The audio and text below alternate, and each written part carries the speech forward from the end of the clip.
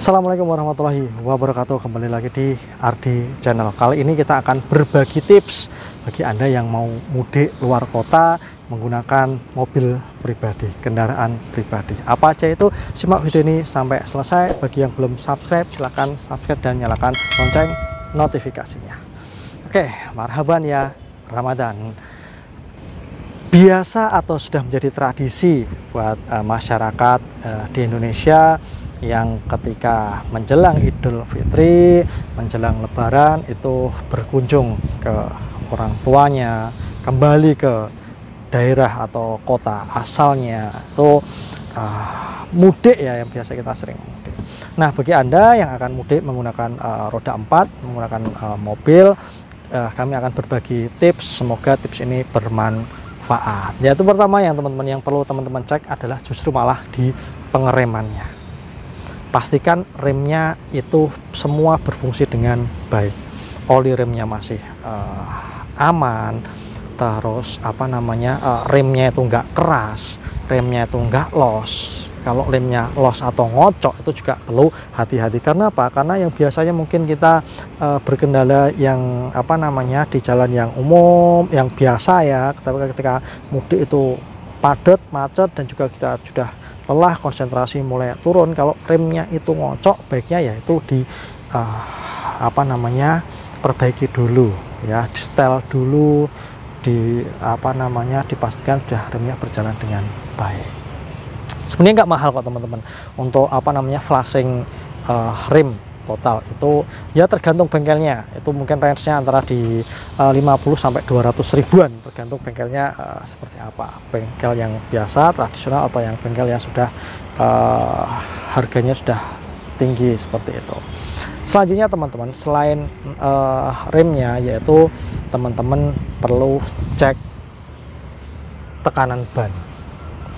Pastikan ban kondisi tidak kurang anginnya atau tidak terlalu keras juga.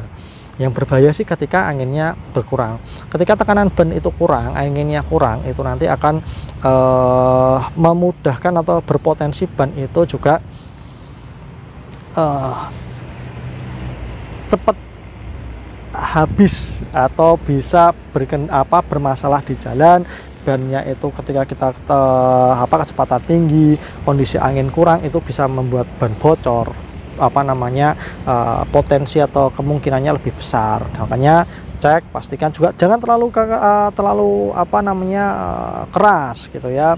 Kalau tekanan bannya terlalu tinggi, bannya terlalu keras, juga perjalanan jarak jauh juga tidak nyaman tuh. Jadi tekanan bannya dipastikan sudah lengkap, plus ini yang penting juga ban cadangannya itu ya, ban serepnya, ban cadangannya itu dipastikan juga sudah terisi angin atau tekanannya juga cukup, sehingga amit-amit kalau terjadi misalnya ada bocor di jalan, itu kita sudah tinggal ganti, tidak perlu harus cari tambal ban ya, kita nggak tahu tempatnya dan sebagainya. Sehingga pastikan ban serep, ban cadangannya itu bisa layak digunakan, baik digunakan. Selanjutnya masih berbicara dengan ban teman-teman, tips atau hal yang perlu teman-teman cek adalah tahun pembuatan ban ya. Setiap ban ini selain tekanannya, jadi teman-teman juga harus ngecek tahun ya. Jadi ban ini diproduksi tahun berapa, sehingga teman-teman nanti pastikan kalau ban itu sudah di atas 4 tahun, kalau teman-teman mudiknya jauh, luar kota, luar provinsi, atau luar pulau, itu baiknya diganti dulu. Jadi bisa jadi bannya masih tebel tapi tahun produksinya sudah lama, jadi mobil jarang dipakai, bannya lama, itu kan bannya bisa jadi masih tebal, tapi kalau tahun produksinya udah lama, itu ban kalau kita gunakan untuk perjalanan jauh, ban itu panas, terus kita misalnya pakai di jalan-jalan tol Indonesia yang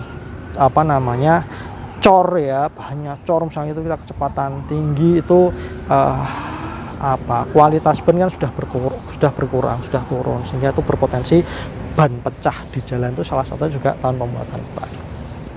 Selanjutnya masih berkaitan dengan ban. Selain tahun ban itu, selain tekanan juga dicek ketebalan ban.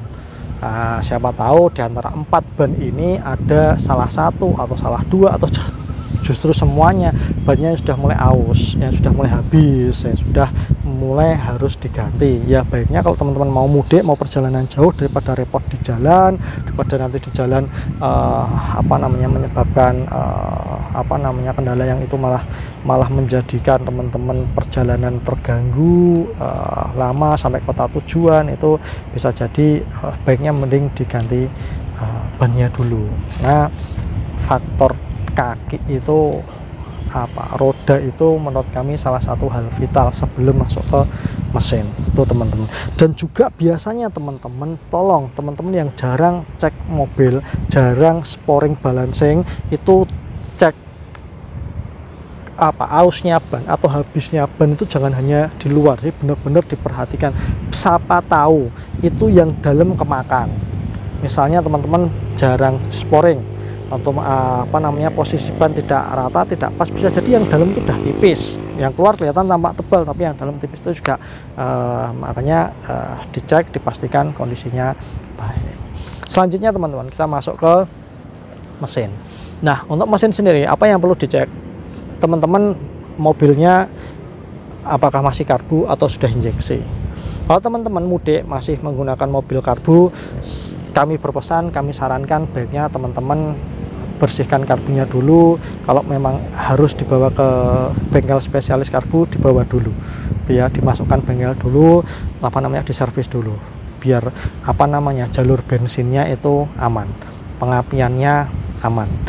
Jangan lupa kalau masih platina, bawa serep platina, itu ya teman-teman. Jadi amannya sih bawa ke bengkel servis karbu, dibersihkan, setting karbu yang terbaik, platinanya ganti sekalian, sehingga kalau jalur bensin aman, pengapian aman, insya Allah di jalan itu tenaganya dapat, bensinnya juga hemat.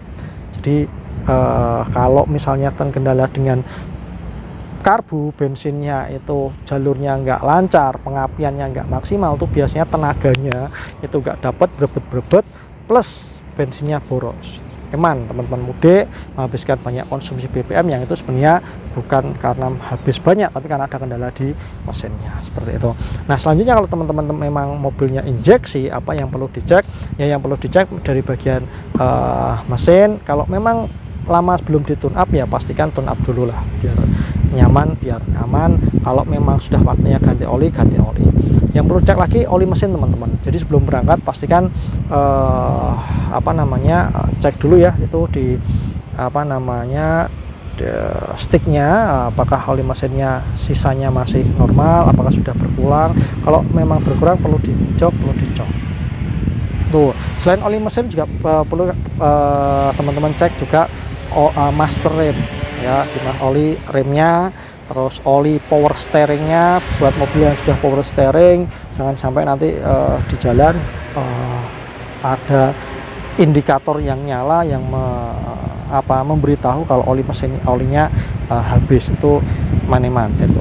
Selanjutnya teman-teman, berkaitan sama oli, teman-teman jangan lupa stok atau bawa oli cadangan, bawa oli serep. Kalau memang teman-teman tidak punya, teman-teman beli cukup yang 1 literan itu aja, ya. Oli mesin biasa pakai oli mesin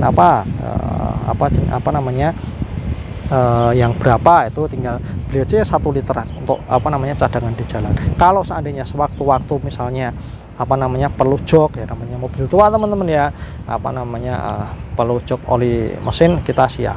Kalau seandainya perlu jok oli rem juga siap, ya. Jangan sampai keliru antara oli mesin dan oli rem, itu berbeda. Oli power steering itu sama dengan oli rem, seperti itu. Nah, selanjutnya teman-teman masih berkaitan sama cairan, jangan lupa stok juga untuk air coolant-nya. Buat teman-teman yang mobilnya radiatornya masih menggunakan coolant seperti Toyota Soluna kami, meskipun tergolong Motuba, tapi radiator itu kita pakai coolant, sehingga kami juga bawa stok coolant. Coolant dari Toyota, harus stoknya tetap beli yang 1 literan itu ada kok teman-teman. Nah, yang nggak kalah penting lainnya teman-teman, buat teman-teman bisa cek juga AC-nya, ya, tentunya mobilnya apa namanya ada AC-nya gitu ya. Kalau yang nggak ada AC-nya ya mungkin bisa disiapkan blower atau kipas yang portable itu ya teman-teman ya. Itu bisa misalnya teman-teman mudik pakai Suzuki Carry atau mobil-mobil lain yang belum ada AC-nya, itu bisa diantisipasi, antisipasi kalau misalnya di jalan macet kita perlu udara tambahan seperti itu. Nah, kalau teman-teman yang mobilnya AC-nya bisa dicek apakah kondisi AC-nya masih normal. Kalau AC-nya itu dengan suhu angin sekian itu daripada biasanya sudah seperti apa, kita lihat suaranya ada suara-suara aneh enggak dari AC-nya. Kalau kita cek dari yang enggak pakai AC itu biasanya seperti apa, ini ada kendala tidak, itu kita lebih peka. Kalau memang ada kendala, amannya juga dibawa ke tukang servis AC, minta dibersihkan atau minta diservis gitu ya. Sebenarnya AC yang dingin itu belum tentu sehat.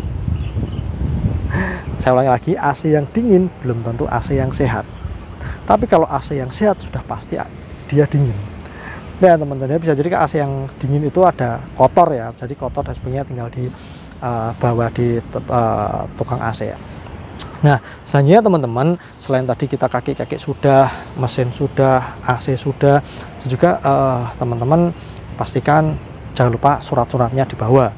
Mana ada perjalanan jauh, STNK-nya ketinggalan ya, atau SIM-nya pengemudi ketinggalan, jangan sampai ya teman-teman.